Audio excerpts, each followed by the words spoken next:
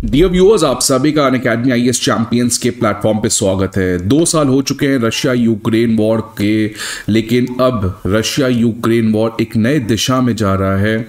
In fact Russia Ukraine war में एक सबसे बड़ा टर्निंग पॉइंट इस समय देखते हुए नजर आ रहा है कि जो बाइडन, जो अब कुछ चंद दिनों के प्रेसिडेंट हैं, उन्होंने एक बहुत ऐतिहासिक, बहुत ही सिग्निफिकेंट फैसला लिया है प्रेसिडेंट ऑफिस छोड़ने के पहले। ये डिसीजन बेसिकली रशिया को काफ़ी ज़्यादा एनॉय कर सकता है। इनफैक्ट पुतिन इस समय काफ़ी ज़्यादा एग्रेसिव भी हो चुके हैं इस पर्टिकुलर डिसीजन जो बाइडन ने लिया है। और इनफैक्ट इस पर्टिकुलर डिसीजन के बाद पुतिन ने ऑलरेडी ये चीज़ पहले भी कह रखा है कि अगर इस तरीके का फैसला अमेरिका लेता है और यूक्रेन उसका पालन करता है, so Russia is going to retaliate by nuclear weapon. और अगर इस तरीके के न्यूक्लियर वॉर या इस तरीके की चीज़ें होती हैं तो आने वाले टाइम में there is something which might happen is also world war 3, because America unnecessarily इस पर्टिकुलर वॉर को जानबूझकर एस्केलेट कर रहा है। I don't know what Biden knows और क्यों बाइडन इनफैक्ट अब, क्योंकि वो प्रेसिडेंट उनका खत्म हो चुके हैं, अब डोनाल्ड ट्रंप अगले प्रेसिडेंट इलेक्ट होके आ चुके हैं, तो क्या जो बाइडन को इस तरीके का डिसीजन, जब वो अब कुछ दिनों के मेहमान हैं ओवल ऑफिस में, क्या उनको ये डिसीजन लेना चाहिए था? और क्या ये जानबूझ के ट्रंप के लिए कॉम्प्लिकेशंस को बढ़ा रहे हैं so that Trump Russia Ukraine war को रोक ना सके? तो इन सारी चीज़ों को आज के इस पर्टिकुलर सेशन में हम लोग समझने का कोशिश करेंगे। बट पहले आप न्यूज़ देखिए क्या है। तो प्रेसिडेंट बाइडन ने यूक्रेन को इजाज़त दे दी है, परमिशन दे दी है कि यूक्रेन जो है वो अमेरिका के द्वारा सप्लाई किए गए लॉन्ग रेंज मिसाइल्स को यूज़ कर सकता है। अब यूक्रेन इस मिसाइल को पहले भी यूज कर रहा है, लेकिन इस बार खास क्या है, अभी तक यूक्रेन इन मिसाइल्स को यूज कर रहा था उन टेरिटरीज में जो टेरिटरीज रशिया ने यूक्रेन से ऑक्यूपाई कर लिया है। बट अभी तक यूक्रेन इन मिसाइल्स का यूज रशिया के टेरिटरी में नहीं कर रहा था। लेकिन अब प्रेसिडेंट बाइडन ने इस चीज की भी परमिशन दे दी है कि यूक्रेन जो है वो अब अमेरिका के द्वारा सप्लाई किए गए लॉन्ग रेंज मिसाइल्स को रशिया के मेनलैंड में भी यूज कर सकता है। और ये डेवलपमेंट क्यों आया है? बिकॉज रिसेंट टाइम्स में रशिया और नॉर्थ कोरिया जो हैं वो एक साथ मिलकर यूक्रेन के अगेंस्ट ऑफेंसिव मेजर्स को ले रहे हैं। खासकर ये जो पूरा बैटल चल रहा है ये कर्क्स रीजन में चल रहा है जो वेस्टर्न रशिया में है। और अब प्रेसिडेंट बाइडन ने इस पर्टिकुलर चीज की परमिशन दी है कि Ukraine long range missiles Russia के कर्क्स रीजन में यूज कर सकता है against the north Korean and Russian troops. तो ये एक बहुत ही सिग्निफिकेंट डेवलपमेंट है। क्यों सिग्निफिकेंट डेवलपमेंट है इसको हम समझने का प्रयास करेंगे, बिकॉज रशिया ने इस पर्टिकुलर चीज के ऊपर ऑलरेडी एक वार्निंग दे रखा है, रेड फ्लैग रेज कर चुका है कि दिस इज नॉन नेगोशिएबल। अगर अमेरिका इस तरीके के परमिशन देता है तो Russia for sure is going to retaliate also, not only against Ukraine but also against America. Now the question is कि वेदर पुतिन इज सीरियस और वेदर पुतिन इज मेकिंग जुमलाबाजी, ये तो समय बताएगा। बट इस समय अगर आप फेस वैल्यू के हिसाब से देखें तो the situation is has become very very tensed. और इनफैक्ट इस पूरे वॉर में सबसे ज्यादा टेंस्ड इस समय ये सिचुएशन बनते हुए नजर आ रहा है। इन सारी चीज़ों को स्टूडेंट्स आज इस सेशन में हम लोग बात करेंगे। बट आगे बढ़ने के पहले एक इंपॉर्टेंट इन्फॉर्मेशन आप सभी के लिए कि 20 नवंबर से हमारे बैचेस करोल बाग, मुखर्जी नगर, पटना, प्रयागराज इन चारों ऑफलाइन ब्रांचेस पे चल रहे हैं। और हमारे ये बैचेस जो लॉन्च हो रहे हैं they are at a very very special price of 79,999।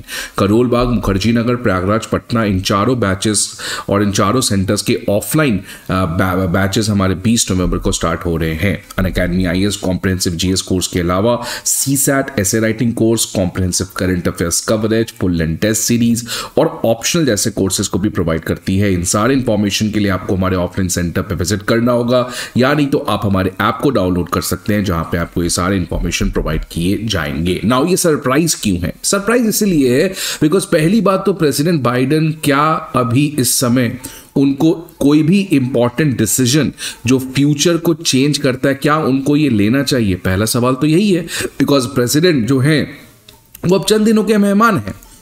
अब ये सरप्राइज क्यों है दूसरे सेंस में, बिकॉज अभी तक यूक्रेन इस पूरे वॉर में हमेशा से अमेरिका से रिक्वेस्ट किया है, अमेरिका से परमिशन मांगा है कि क्या वो इस तरीके के लॉन्ग रेंज मिसाइल, जिसको army tactical missile system, attack CMS EMS भी कहते हैं, आर्मी टैक्टिकल मिसाइल सिस्टम, क्या इसको हम यूज कर सकते हैं। तो अभी तक अमेरिका ने यूक्रेन के मिलिट्री को इस तरीके की इजाजत नहीं दी थी कि आप इस ATACMS को यूज नहीं कर सकते हो रशिया के टेरिटरी में। बट अब ये पहली बार ऐसा हो रहा है इस पूरे वॉर में कि प्रेसिडेंट ने इस पर्टिकुलर चीज की इजाजत दे दी है। अब खास बात क्या होता है इन अटैक CMS का, कि अगर हम पहले की मिसाइल्स की बात करें जो यूक्रेन अभी ऑलरेडी यूज कर रहा है, which is high mobility artillery rocket system, ये ऑलरेडी इस समय यूक्रेन यूज कर रहा है। लेकिन अगर इसकी रेंज की बात करें तो इसकी रेंज केवल 50 माइल है। अब लेकिन अगर ये लॉन्ग रेंज मिसाइल सिस्टम की यूज करे, आर्मी टैक्टिकल मिसाइल सिस्टम की बात करें, तो इसकी रेंज 190 माइल है। आप इस पर्टिकुलर इमेज से समझ लीजिए कि अभी अगर हिमार्स से अटैक होगा, HIMARS जो आप देख रहे हैं ब्लू लाइन से मार्क्ड है, उसकी रेंज काफी कम है। लेकिन अब क्योंकि आपने अटैक CMS को यूज करने की इजाजत दी है, तो ये रशिया के मॉस्को तक भी अटैक हो सकता है, ये रशिया के जहां पे मैक्सिमम पॉपुलेशन है वहां पे भी अटैक हो सकता है। मतलब एक तरीके से आप समझ लीजिए इंडिया का दिल्ली, तो वैसे ही रशिया का जो मेनलैंड पार्ट है वहां पे अब यूक्रेन के लिए ये पॉसिबल है कि वो अटैक कर सके। तो इसी की वजह से रशिया इस समय काफी ज्यादा एनॉयड है इस पर्टिकुलर डिसीजन के बारे में। अब ये क्यों एक बहुत बड़ा पॉलिसी टर्न है, बिकॉज पहला ये है कि रशिया ने, आपको पता है कि नॉर्थ कोरिया ट्रूप्स के साथ मिलके ये दोनों काम कर रहे हैं। ये बात वेस्ट को ऑलरेडी पसंद नहीं आ रहा था, तो वेस्ट रशिया को और परेशान करना चाहता था, इसलिए प्रेसिडेंट बाइडेन ने ये डिसीजन कर दिया। दूसरा, बाइडेन अब प्रेसिडेंट उनका कुछ दिनों की मेहमान है। अब प्रेसिडेंट बाइडेन चाहते हैं कि क्या उनकी लेगेसी को लोग कंटिन्यू करेंगे, क्या उनके ऊपर जो हमेशा से इस पूरे वॉर में सवाल उठाया जा रहा है कि बाइडेन डिफेंसिव खेल रहे हैं, Biden should play aggressive, because US Congress में कॉकस है जो अमेरिका को ऑलरेडी, प्रेसिडेंट बाइडेन को ऑलरेडी रिक्वेस्ट कर रहा था कि यूक्रेन के ऊपर हमें मिलिट्री सपोर्ट को और बढ़ाना चाहिए। तो बाइडेन के डिफेंसिव पॉस्चर के ऊपर क्वेश्चन उठ रहा था। अब बाइडेन ये चीज करके जा रहे हैं सो दैट इनके ऊपर ये क्वेश्चन ना पूछा जाए कि Biden did not did enough for Ukrainians. और तीसरा, return of Trump, because Trump के आने की वजह से एक बात तो बहुत ज्यादा श्योर है कि पुतिन और जेलेंस्की के बीच में किसी तरीके के सीजफायर आएंगे, because Trump has excellent relations with both the world leaders. और ये बात बाइडेन को भी पता था। और अगर ट्रंप के आने के बाद रशिया यूक्रेन वॉर रुक जाता तो बाइडेन के ऊपर सवाल उठता कि भाई आपने 2 साल से रोक नहीं पाए, ट्रंप आते ही आते रोक दिए। इसलिए बाइडेन जानबूझ के वॉर को और कॉम्प्लिकेटेड कर रहे हैं सो दैट ट्रंप के लिए ये पर्टिकुलर वॉर को रोकना नामुमकिन हो जाए, सो दैट ये सवाल बाइडेन से ना पूछा जाए फ्यूचर में। ना ये यूक्रेन को कैसे मदद करेगा, तो सबसे खास बात है कि यूक्रेन जो है वो अब मॉस्को के मेन लैंड में अटैक कर सकता है, रशिया के डीप इनसाइड अटैक कर सकता है, उनके मिलिट्री इक्विपमेंट, एम्यूनिशन डिपोट्स और सप्लाई लाइन के भी ऊपर अटैक कर सकता है। सो ये यूक्रेन के लिए एक सिग्निफिकेंट एडवांटेज इस पर्टिकुलर वॉर में हो सकता है। इसके बाद बहुत सारा रिएक्शन आया। अगर हम बात करें ट्विटर के रिस्पॉन्सेस के बारे में, तो कुछ लोगों ने अगेन बाइडेन के इस डिसीजन को क्रिटिसाइज किया। चार्ली कर्क जो एक इंपॉर्टेंट पर्सन है, इन्होंने कहा दिया कि Biden is trying to start world war 3, ये पैथोलॉजिकल एंड टोटली इनसेन है। अगर दूसरे ट्वीट की बात करें तो इसमें कहा गया कि the American people voted for Trump, और लेकिन जानबूझकर बाइडेन जाने के पहले इस तरीके का वर्ल्ड वॉर 3 इनिशिएट कर रहे हैं, which will destroy the future of all of us. इसके बाद तीसरे ट्वीट तो इनफैक्ट उन्होंने कह दिया कि बाइडेन का ये रिटायरमेंट प्लान है, पीसफुल एग्जिट को खत्म करो और सीधा दुनिया को वर्ल्ड वॉर 3 पे ले आओ। तो एक तरीके से बाइडेन के डिसीजन को इस समय लोग सपोर्ट नहीं कर रहे हैं। I don't know what kind of mindset Biden is suffering from, because this kind of irrelevant decision was not required when Trump had the potential to stop this war. Unnecessarily complication is what America is all about. Now Putin, क्यों ये बहुत बड़ा change है, because ये देखिए क्या हुआ। ये न्यूज आपका 2 महीने पहले का है, अब तो ऑफिशियली ये न्यूज इंपॉर्टेंट हो चुका है, बिकॉज पुतिन ने इस पर्टिकुलर चीज के ऊपर दस्तखत साइन भी कर दिया। अभी हुआ क्या कि पुतिन ये ऑलरेडी कह चुके थे कि अगर अमेरिका इस तरीके के सोफिस्टिकेटेड मिसाइल देता है यूक्रेन को, और यूक्रेन उस चीज को यूज करके रशिया के ऊपर एक सिग्निफिकेंट डैमेज करता है, तो रशिया को अटैक तो करना पड़ेगा। इसलिए रशिया ने इस चीज के अगेंस्ट डेटरेंस को इंश्योर करने के लिए कि यूक्रेन किसी तरीके के सिग्निफिकेंट वेपन सिस्टम जो अमेरिका ने सप्लाई किया है ये यूज करके हमारे मेनलैंड टेरिटरी को हार्म ना करे, इसके लिए पुतिन ने न्यूक्लियर डॉक्ट्रिन में ही चेंज ले आया। अब न्यूक्लियर डॉक्ट्रिन में पुतिन ने क्या चेंज किया समझिए। पहला चीज क्या था कि पहले रशिया किसी भी दूसरे कंट्री पे न्यूक्लियर वेपन से तभी अटैक करेगा जब रशिया के ऊपर न्यूक्लियर वेपन से अटैक होगा, लेकिन अब इस चीज को चेंज कर दिया गया है। अब कहा गया है कि अगर रशिया के ऊपर किसी तरीके का मैसिव एयर अटैक होता है, मैसिव एयर अटैक जिससे रशिया के टेरिटरी को काफी ज्यादा हार्म पहुंचता है, वहां के पॉपुलेशन को काफी ज्यादा हार्म पहुंचता है, जो कि पॉसिबल है with the help of long range missile system attack CMS, तो वैसे केसेस में भी रशिया न्यूक्लियर वेपन से रिटेलिएट करेगी।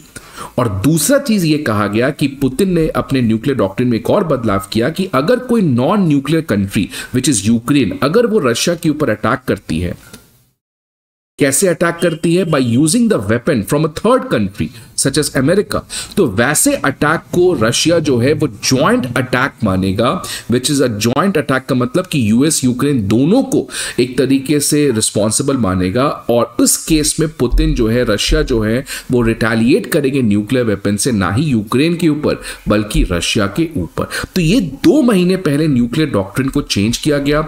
लास्ट वीक इस पर्टिकुलर न्यूक्लियर डॉक्ट्रिन को साइन भी कर दिया गया, which is now official legal document. तो अब सवाल आता है कि क्या Putin is playing mind game, psychological game, और whether Putin is really serious about these changes, whether he is going to do it और नॉट। नाउ ज़ेलेंस्की, ये यही कॉन्टेक्स्ट है कि यूक्रेन हमेशा से इस particular long range precision weapons की मांग कर रहे थे, और इसी कॉन्टेक्स्ट में पुतिन ने इस डॉक्ट्रिन को चेंज किया था। अब आप बात करेंगे डोनाल्ड ट्रंप जूनियर की तरफ से भी एक इंपॉर्टेंट न्यूज आया। उन्होंने कह दिया कि बाइडेन एडमिनिस्ट्रेशन जो है वो वर्ल्ड वॉर 3 की तरफ दुनिया को ले जाना चाहते हैं, सो दैट ट्रंप के लिए ये वर्ल्ड और ज्यादा क्रियोटिक हो, सो दैट ट्रंप कुछ सिग्निफिकेंट डेवलपमेंट या अचीवमेंट ना कर पाए। इसके अलावा ये न्यूज तो चल ही रहा था, इसके बीच में एक और जस्ट लास्ट दिन का ये न्यूज है कि यूके का जो सप्लाई किया गया स्टॉर्म शैडो मिसाइल, जो बहुत खतरनाक मिसाइल है, ये पहली बार यूक्रेन ने रशिया के अगेंस्ट यूज किया है। अब आप समझिए चल क्या रहा है। ये वॉर 2 साल पहले स्टार्ट हुआ था, इसके बाद नॉर्थ कोरिया रशिया के साथ ज्वाइन किया है, पहली बार कोई तीसरे कंट्री के ट्रूप्स डायरेक्टली इस वॉर में है। अब यूके का एक खतरनाक स्टॉर्म शैडो मिसाइल जो अभी तक इस वॉर में यूज नहीं हुआ था, इसको यूज कर दिया गया है। अमेरिका ने अटैक सीएमएस की इजाजत दे दी है। Now where the world is going to, अब देख सकते हैं कैसे डोनाल्ड ट्रंप के लिए प्रोबेबली जितना हम आसान समझ रहे थे उतना ही चैलेंजिंग ये लोग मिलकर बना रहे हैं in order to ensure a ceasefire between 2 countries. Now the time will say कि क्या होगा इस पर्टिकुलर चीज के ऊपर, but as of now the situation is very dangerous. We might have a probability, even a 0.1% probability of having a nuclear war is not a good thing, which is very concerning for us. So let us hope that these things shut down and Donald Trump takes a strategic decision in order to bring this war to end ASAP. आपको क्या लगा इस video के बारे में जरूर comment box में बताएं। अच्छा लगे तो लाइक जरूर करिएगा। See you again in the next video. Till then, goodbye and take care.